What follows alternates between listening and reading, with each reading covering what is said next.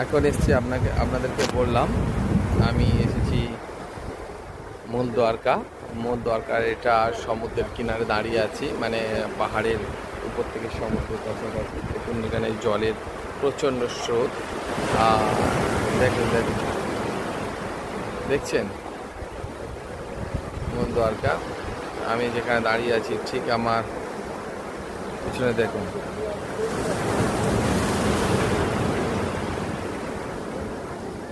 সমুদ্রের স্রোত। আমার পিছনে হনুমানজির মন্দির এখানে। আর ওই দূরে দাঁড়িয়েছে ঘড়িয়াল মাতার মন্দির। আর এদিকে রয়েছে ওদিকে ভগবান শ্রীকৃষ্ণের মূল দ্বারকা, ভগবান শ্রীকৃষ্ণের মন্দির। আর পাশে রয়েছে কুয়া।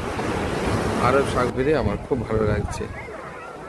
একবার এই যে আমি দাঁড়িয়ে আছি মন্দিরের দিকে, পিছন মানে সাগরের দিকে মুখ করে দেখায়, মানে সাগর না, হ্যাঁ সাগরই, আরব সাগর।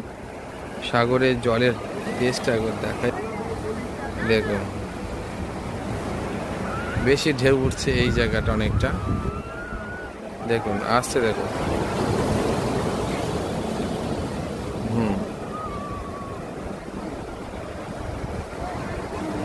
আর অসংখ্য বড় বড় বোল্ডার, মানে এখানে নামলে যদি একবার পড়ে যায় তো মুখ হাত পা আর কি ফেটে চলে যাবে, কারণ প্রচণ্ড আর কি স্রোত। দেখুন এই স্রোতটা আসছে, দেখুন।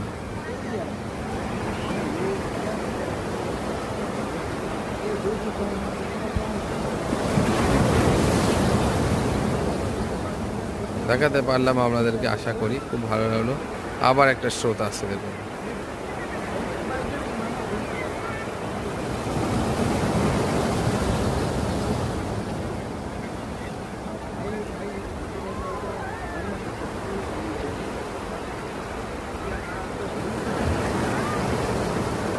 একটু স্রোত হয়ে এলে ভালো লাগছে।